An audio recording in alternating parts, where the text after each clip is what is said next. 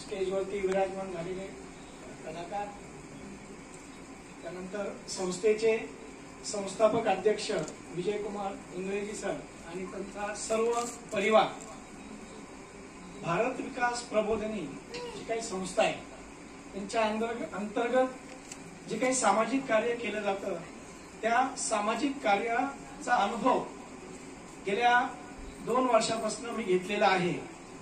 आणि हे जे काही सामाजिक कार्य केलं जातं ते म्हणजे असं केलं जातं की त्याची कुणीही कल्पना करू शकत नाही। माननीय विजयकुमारजी इंगळे आणि त्यांचे इतर जे काही सर्व मंडळ आहे, सर्व कुटुंब आहे, हे सर्व स्वाध्यायी परिवारातलं कुटुंब आहे आणि त्या स्वाध्यायी परिवारामधून त्यांना समाजसेवेची जी काही ओढ निर्माण झाली। त्यांनी या अगोदरची काही उल्लेख केला की त्यांना जो Mother Teresa, Bharat Ratna Mother Teresa पुरस्कार मिळाला होता आणि तेव्हा तो पुरस्कार घेण्यासाठी त्यांना इतक्या लांब जावं लागलं।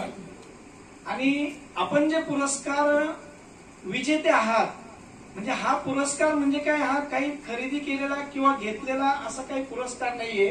ज्यांना समाजसेवेची आवड असते त्या समाजसेवेच्या आवडीमधून ही संस्था जी आहे ती समाज मनाचा कानोसा घेते आणि समाज मनाचा कानोसा घेतल्यानंतर जे लोक बाजूला राहिलेले आहेत, ज्यांना प्रकाश झोतामध्ये आणायचं आहे, अशा लोकांना ते आणण्याचा प्रयत्न ही संस्था करत आहे।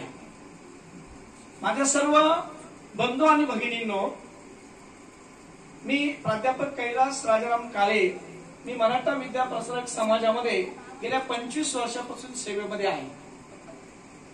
समाजसेवेची ओढ जी झालेली आहे, माझा शाळेचा 2रा दिवस होता।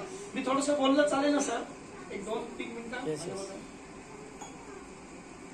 14/10/1999 13/10 माझी अपॉइंटमेंट झाली आणि 14/10/1999 हा माझा शाळेचा 2रा दिवस।